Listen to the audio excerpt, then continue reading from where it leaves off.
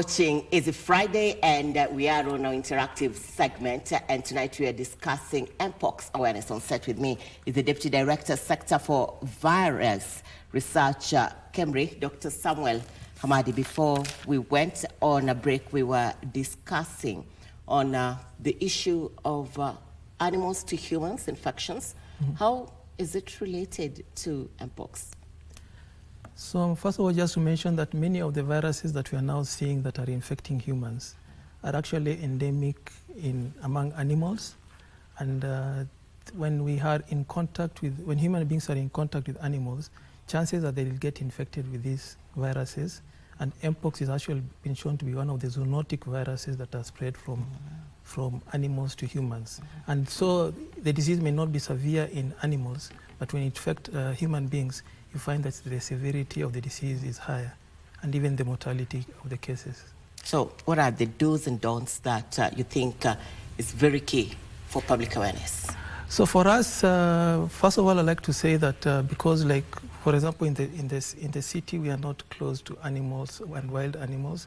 And something that we should also thank God about currently is that we don't have what we would refer to as a community spread of the virus that is being spread from one human being to another, especially in Nairobi and other parts of Kenya. It has been spreading mainly from people who have traveled outside Kenya. So the thing that we can do is to have what we call to observe general hygiene, like washing of hands, and also avoiding greeting people with our hands, avoiding crowded places. And if you are traveling, you make sure that you take care of yourself. And the issue of sharing clothes, especially for people who, if somebody is suspected to have Mpox, if they share their clothes with somebody else, the chances of transmission are very high. So those are some of the basic things that we should avoid. Dr. There have been a concern about vaccines, and many people are worried whether they should or not consider these vaccines that to some extent they're already in discussion. What is the take first in regards to vaccines that we take? So first of all, I want to say that vaccines are very important, and we have seen the eradication of diseases like smallpox through vaccination. I think what we need to ask ourselves now is, why have we taken so long to get vaccines like for Mpox? Because this is not the first time we are having an Mpox outbreak.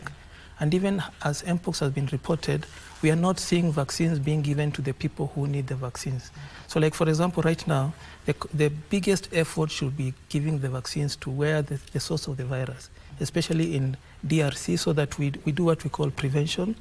But having said that, considering the spread of Mpox compared to COVID-19, Mpox vaccination should probably be given to people who are at high risk of getting infected, and not the general population, especially because of the cost and the availability of the vaccines.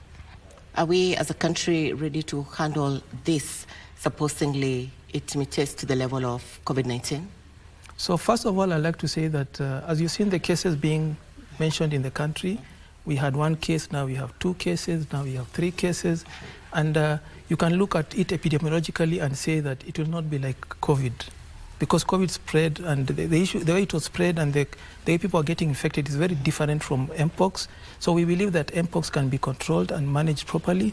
And even people who get infected with Mpox, many of them, Mpox is said to be self-limiting in most cases, that people recover on their own. So we are thinking that we will not have a situation like that of COVID-19. But having said that, we need to be careful.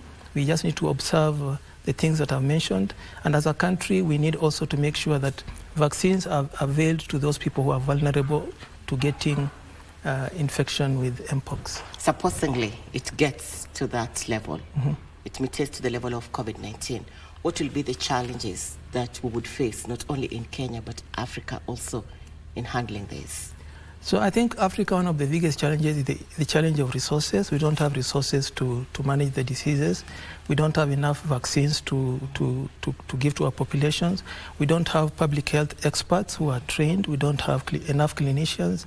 So I think if we reach that point, then we would be swamped the way we were swamped with COVID-19, and probably our health facilities wouldn't be able to manage the pandemic if it became a pandemic. So what we can say right at the moment is just to make sure as a country that we can do the bare minimum to make sure that we are able to contain the virus. Like we have enough isolation points. So if we have people who have been exposed to those who are already confirmed to be cases, these people should be isolated and from the general population so that they can be managed accordingly to prevent the spread of the virus. So those are the basic things that we can do.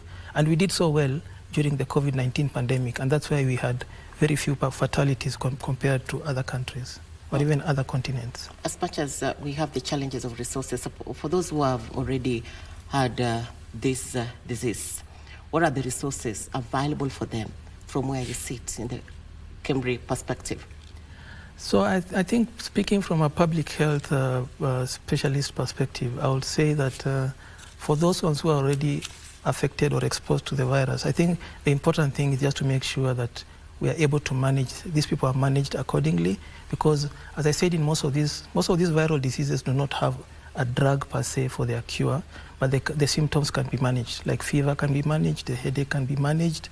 And so we just make sure that these people are isolated, they get good hygiene, they drink enough water so that their health improves as fast as possible, and they are managed accordingly so that they do not infect members of their families. Those are the basic things that we can do as Kenyans. Dr. Yeah. As we come to the close, schools have been reopened, and also we still have public gatherings. Mm-hmm. What will be your word to them as we come to the end? So for us, I think one of the things that we are doing, like when we are discussing issues of outbreaks, one of the important things we refer to is surveillance. And surveillance is where you are looking for possible cases of people. So like in schools, if you have somebody who is portraying these symptoms, these people need to be isolated immediately. So it means that like in the schools, we need to have the clinical officers working there, make sure that they check the hygiene of the children every day, they check their health status and find out if there are any children with fever or headaches, and make sure that they respond to them and check for any symptoms. If these people are isolated, then we'll be able to manage the disease. And even in the general public, the things that we can do is just to make sure that we are able to, as much as possible, to avoid like shaking of hands and having close contact with each other, because to a certain level, there are certain things we can do, but to a certain level, it reaches a point where you can, like, avoiding public places we cannot avoid, going to the shop, going to the village market where there's crowding. There are things we cannot avoid, but the important thing is that if you see a case or a suspected case, this should be reported immediately to the nearest health facility, and this person should be isolated, and this will help us to contain and manage the spread of the virus. Dr. In few words, how do we protect the vulnerable? How do we ensure we give them the information that they need? So one of the things that the Ministry of Health is doing is that we are developing materials for communication so that we inform the public on how this virus is spread or how it can be managed. And by so doing, the public will be able to be the first line of defense for this country, because they'll make sure that they observe general hygiene, and also if they see suspected cases, whether it is suspected to be chicken pox or whatever infection that somebody else, as long as this is reported to the nearest health facility, then these people can be managed. Then secondly, something that we also need to do is to scale up training of healthcare workers so that they can be able to identify the cases early. And thirdly, to train the people in the health facilities so that when they see cases, they collect samples properly, so that these samples, when they are tested, we get a definitive result. Because one of the challenges may be that samples are not being collected properly, and so we may not be having a real picture of what is going on. But with good training, then we'll collect samples from the field and be able to test and be able to get results that are reliable. Thank you, Dr. Looking forward to have more sessions with you in regards to the same and beyond. On set with me is Deputy Director, Center for Virus Research at Khamadi, Dr. Samoel Khamadi, whom we have been discussing matters on Mpox awareness. And just before I get back to you, Cargo News just in, Chuka Girls High School has been closed indefinitely as the girls have demanded to go home. We'll be giving you the developments as they unfold. This can also be found on our website, www.kbc.co.ke. Cargo? Thank you so much, Irene, for that very insightful interview on Mpox awareness. Speaking Dr. Samoel Khamadi, Deputy Director, Center for Virus Research at KEMRI. Many thanks indeed for that as we continue to bring you an update of the news that's been shaping up today.